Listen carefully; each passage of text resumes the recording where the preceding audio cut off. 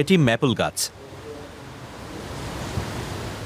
বার্লিনের বাসিন্দা উটে বোনহফের বাগানে এর অবস্থান।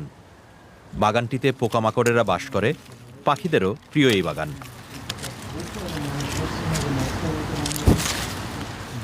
আরবান ক্লাইমেট ট্রি কর্মসূচিতে অংশ নেওয়ায় স্থানীয় কর্তৃপক্ষ উটেকে এই গাছটি দিয়েছে।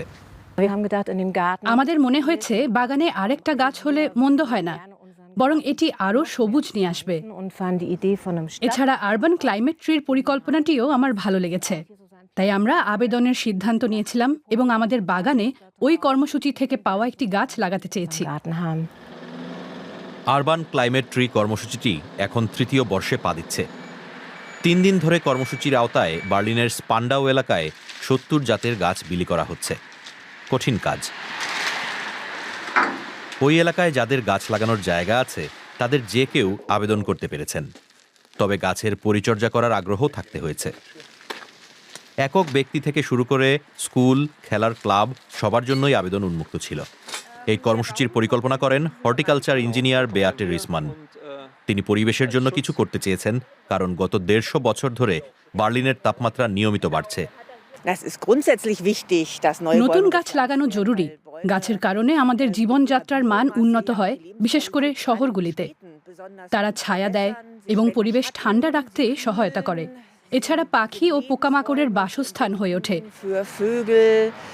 তাই আমাদের জন্য এমন ফাঁকা জায়গায় গাছ লাগানো সত্যিই গুরুত্বপূর্ণ, যেন অবকাঠামো গড়ে ওঠা এলাকাগুলোতে তাপমাত্রা না বাড়ে। আমাদের পরের গন্তব্য বার্লিনের উত্তর উপকণ্ঠে। সেখানে একটি বৃক্ষরোপণ সমিতির স্বেচ্ছাসেবকেরা নিয়মিতভাবে অসম্ভব চেষ্টা করে যাচ্ছেন। 10 বছর ধরে তারা অতীতে নর্দমা থাকা এলাকায় গাছ লাগাচ্ছেন। মাইক ক্রাটস ওই এলাকার একজন বনকর্মী। প্রায় তিনি সেখানে গিয়ে মাটি ক্ষয়ের মতো সমস্যার সমাধানে তার যে দক্ষতা সেটা স্বেচ্ছাসেবকদের সঙ্গে শেয়ার করেন। 19 শতকের শেষ দিক থেকে এলাকাটি পয়ঃনিষ্কাশনের জন্য একটি ডাম্পিং গ্রাউন্ড হিসেবে ব্যবহৃত হয়ে এসেছে। এই এলাকায় এখনো ক্যাডমিয়াম, সীসা, তামা ও দস্তার কিছু উপস্থিতি আছে। আপনি যদি এই পুরনো নর্দমা ক্ষেত্রগুলির মধ্য দিয়ে যান, তাহলে সম্পূর্ণ খালি জায়গা দেখতে পাবেন, এমনকি কোনো ঘাসও নেই। অতিরিক্ত পয়ঃনিষ্কাশনের কারণে এমনটা হয়েছে, যদিও সবচেয়ে মারাত্মক সমস্যা হচ্ছে পানি ধারণ ক্ষমতা। তাই এখন সেখানে যে গাছ ও গুল্ম রোপণ করা হবে সেগুলো শক্তিশালী হতে হবে। সংবেদনশীল প্রকৃতির হলে চলবে না। গট উইলো, ইউরোপীয় সাদা এলম ও চেকার গাছে তুলনামূলকভাবে অল্প পানি হলেই চলে।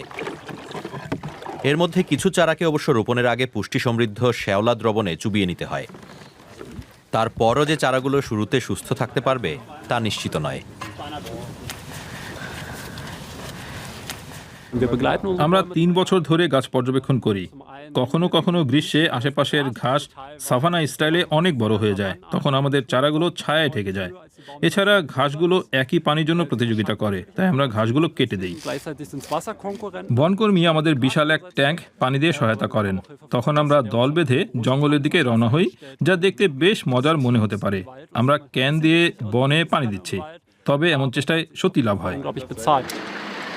তারপরও স্থানীয় কর্তৃপক্ষ তথ্য বিশ্লেষণ করে দেখেছে স্পান্ডাউতে এখনও প্রতি বছর গাছ রোপণের চেয়ে বেশি গাছ কাটা পড়ছে। তাই আমরা নতুন গাছ লাগাতে আর্থিক সুবিধা দেওয়া যুক্তিসঙ্গত মনে করি, আর ইতিবাচক কিছু করা সবসময় একটি ভালো জিনিস। উটে বোনহফের বাগানে ম্যাপল গাছটি যত্নে বেড়ে উঠছে। প্রথম 3 বছর কঠিন ছিল, সেই সময় পার হয়ে গেছে। তাই আশা করা হচ্ছে আগামী 200টি গ্রীষ্ম সে টিকে থাকবে। প্রিয় দর্শক, কেমন লাগলো আমাদের প্রতিবেদনটি? আপনাদের জন্য আরো 2টি প্রতিবেদন রয়েছে এখানে।